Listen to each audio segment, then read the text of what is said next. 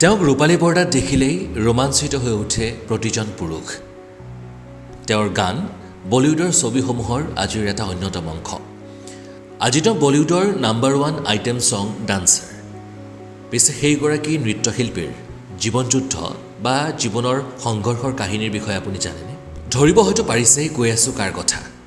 বলিউডৰ item queen Nora Fatehi. নমস্কাৰ, প্ৰেৰণাৰ আৰু এটি খণ্ডলৈ আপোনালোকক স্বাগতম জনাই মই ডেভিড। নোৰা ফাতেহী আজি এগৰাকী প্ৰতিষ্ঠিত শিল্পী। বলিউডৰ ছবিৰ আইটেম ছং মানেই আজি নোৰা। খ্যাতি অৰ্থ সকলোৰে ভৰি থকা নোৰাৰ এই যাত্ৰা পিছে ইমান উজু নাছিল।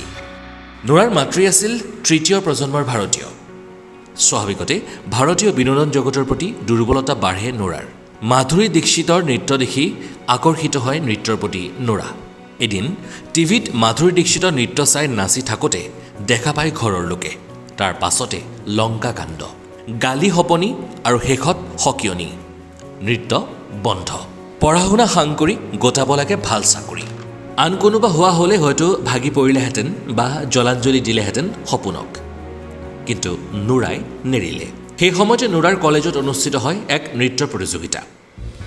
নোৰাই এই প্ৰতিযোগিতাত অংশ লয় ঘৰৰ লোকৰ অজ্ঞাতে। আৰু টিভিত দেখি দেখিয়েই নাচ শিকা সেই ছোৱালীজনীয়ে হয়গৈ চূড়ান্ত বিজয়ী। সেই বিজয়ৰ সুবাদতেই আমেৰিকালৈ গৈ নৃত্যৰ প্ৰশিক্ষণ লোৱাৰ সুবিধা লাভ কৰে নোৰাই।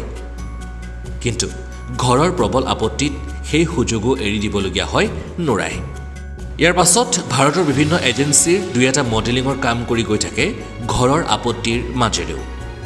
আৰু এদিন গুচি আহে মায়ানগৰী মুম্বাইলৈ নিজৰ ভাগ্য পৰীক্ষা কৰিবলৈ। মুম্বাইলৈ আহি এটা 2 BHK ঘৰত থাকিবলৈ লয় নোৰাই আন 9 গৰাকী মডেল যুৱতী মহিলাৰ সৈতে। তেনেকৈয়ে দি যায় ইটোৰ পাছত আনটো অডিশ্যন। কিন্তু মূল সমস্যা আছিল নোৰাৰ একচেণ্ট বা হিন্দী উচ্চাৰণ। 100টাৰো অধিক অডিশ্যন দিয়াৰ পাছত প্ৰথম সুযোগ আহে নোৰালৈ 2014 চনত ৰৌৰ চিনেমাৰ যোগেদি। পিছে বক্স অফিচত চূড়ান্ত ব্যৰ্থ হয় সেই ছবিখন।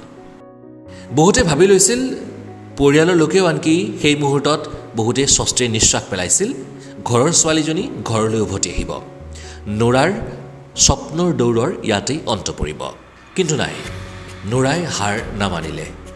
আৰু তেনেতে ভাগ্য সুপ্ৰসন্ন হ'ল নোৰাৰ প্ৰতি। নোৰালৈ অফাৰ আহিল বিগ বছৰ পৰা। বিগ বছলৈ আমন্ত্ৰণ লাভ কৰিলে নোৰাই।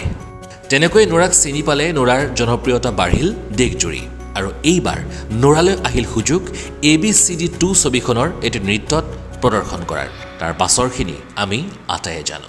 সেই সুযোগ কাৰ্যকৰী কৰি নোৰা হৈ উঠিল সমগ্ৰ দেশবাসীৰ নয়নৰ মণি। বিশেষকৈ পৰিচালকসকলে, নৃত্য পৰিচালকসকলে বিচৰা হ'ল নোৰাক তেওঁলোকৰ আইটেম ছংসমূহত।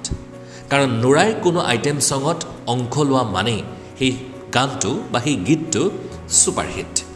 আৰম্ভণিতে কৈছিলোঁ, দোহাৰিছোঁ, নোৰা সেয়া আজিৰ তাৰিখত বলিউডৰ এটা এৰাব নোৱাৰা অংশ। আইটেম ছং মানে আজিৰ তাৰিখত বলিউডত নোৰা।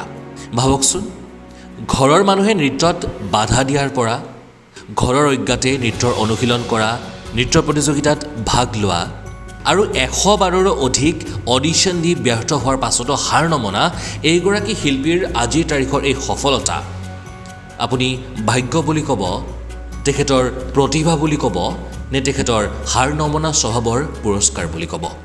লাগিলে তাক আপুনি যিয়ে নোবোলক, কিন্তু এই কথা হয়তো অনস্বীকাৰ্য আমাৰ আটাইৰে বাবে যে এই কাহিনীবোৰ, এই ধৰণৰ চৰিত্ৰবোৰ, এনেধৰণৰ ব্যক্তিবোৰ আমাৰ আটাইৰে বাবে আদৰ্শ আৰু প্ৰেৰণাৰ উৎস।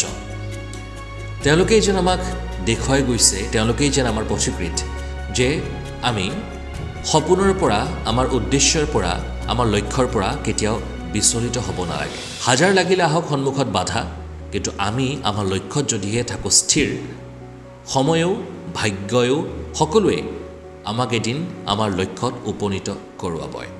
নোৰা ফাতেহী তাৰেই যেন এক জীৱন্ত উদাহৰণ আমাৰ আটাইৰ সন্মুখত। আশা কৰিছোঁ এই কাহিনীয়ে কিছু হ'লেও প্ৰেৰণা যোগাইছে বা যোগাব আপোনাকো। আৰু সেই আশাৰে বিদায় মাগিছোঁ আজিৰ খণ্ডটিৰ পৰা। পৰৱৰ্তী খণ্ডত লগ পাম আপোনালোকক আৰু এটা বিশেষ চৰিত্ৰ আৰু এটি বিশেষ কাহিনীৰ সৈতে, যি কাহিনীয়ে আপোনাকো যোগাব প্ৰেৰণা জীৱন যুদ্ধত হাৰ নামানিবলৈ আৰু নিজৰ লক্ষ্যৰ দিশে পোনে পোনে আগুৱাই যাবলৈ। ভালে থাকক, নমস্কাৰ।